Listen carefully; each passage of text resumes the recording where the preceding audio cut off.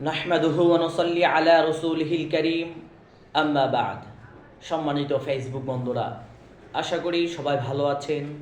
আপনাদের দোয়া আমিও ভালো আছি। ইতিমধ্যে আপনারা সকলেই জানেন, ঢাকা ওমরা ২১ বইমেলায় নাস্তিক্যবাদী নাস্তিকদের আইডল তসলিমা নাসরিনের বই বিক্রি নিয়ে একটি ঘটনা ঘটেছে। ইতিমধ্যে আমরা যতটুকু জানতে পেরেছি যে ভাই তসলিমা নাসরিনের বই যে স্টলে বিক্রি করা হচ্ছিল ১২৮ নম্বর স্টলে, সে গিয়ে একটুই বলছিল যে তসলিমা নাসরিনের বই কেন আপনি বিক্রি করছেন।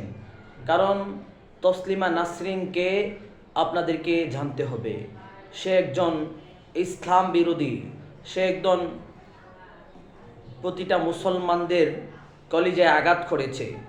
আমাদের নেতা সকলের প্রিয় হজরতে মুহাম্মদ আরবি সাল্লাল্লাহু আলাইহি ওয়াসাল্লামকে নিয়ে কুরুচিপূর্ণ লেখালেখি করেছে, যে আল্লাহকে নিয়ে গালিগালাজ করেছে।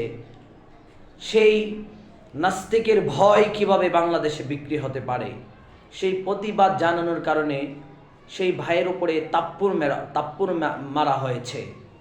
আমরা সেটার কোনো সুষ্ঠু বিচার পাইনি। অথচ উপদেষ্টা আর যেই হোক না কেন, তাওহিদি জনতা নিয়ে কথা বলতেছে, আমাদেরকে তারা ধৈর্যের সবক দিচ্ছে। অথচ আমাদের ভাই মোহাম্মদ আলিফকে যখন আদালত পাড়ায় হত্যা করা হয়েছিল, বাংলাদেশের তাওহিদি জনতাকে আমাদের উলামায়ে কেরাম শান্ত থাকার জন্য নির্দেশ দিয়েছেন।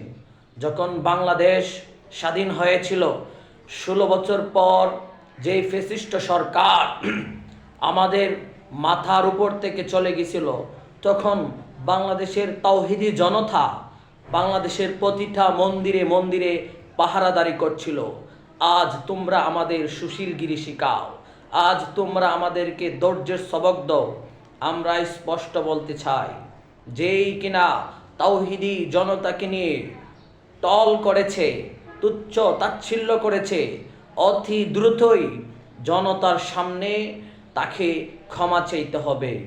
আসসালামু আলাইকুম ওয়া রাহমাতুল্লাহি ওয়া বারাকাতুহু।